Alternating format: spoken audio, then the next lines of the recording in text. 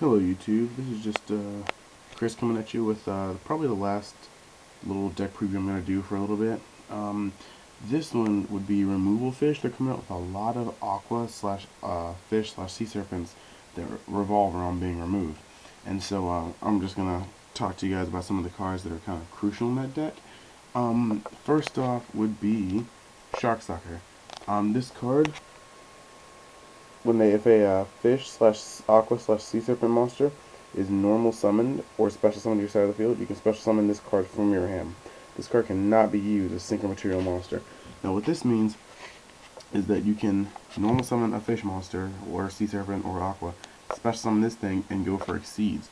Or if there's a an exceed monster that requires 3 level 3 stars or level 3s, you can just straight up normal summon the monster, Shark Sucker, onto Shark Sucker. And so this card is just kind of silly on making it easy to get out the level or the rank 3 exceeds that go along with this deck. There's a Killer Frilled Shark, which is pretty much like Necrogardna V2. What states that when a face-up fish, sea serpent, or archetype monster you control is targeted for an attack, you can remove this card or banish it from the graveyard to negate the attack, and that monster loses 500 attack until your next end phase. The effect of Killer Frilled Fish can only be used once per turn. The downside, it can't be removed when they attack directly. The upside is not only when they attack your monster does it negate the attack, but it sets you up to swing over that monster next turn. So I honestly think this is an excellent card in playing. Now this deck has a lot of weird cards that you think would just be kind of random, but you'll find that later it'll lead into cards that actually do matter, like Fly-Fang.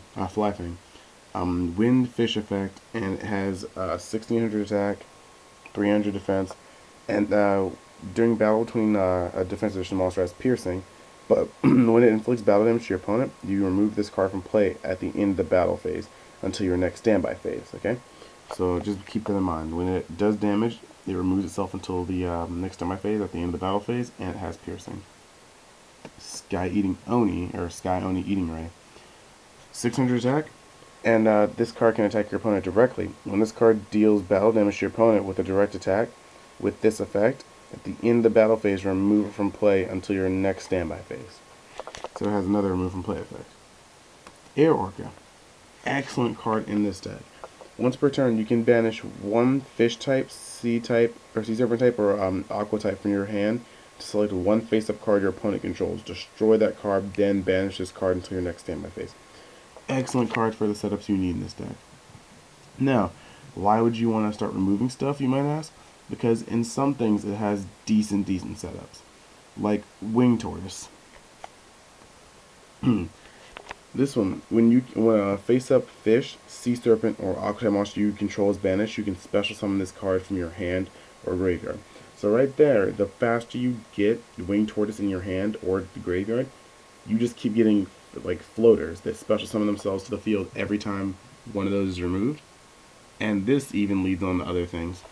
There's a card which is arguably one of the best cards they released for this kind of deck play, which is called O Fish. And it is a counter trap card, and it says that when an effect monster's effect activates, shuffle one of your banished sea serpent, fish, or archetype monsters into the deck, negate the activation, and destroy the monster. Excellent card.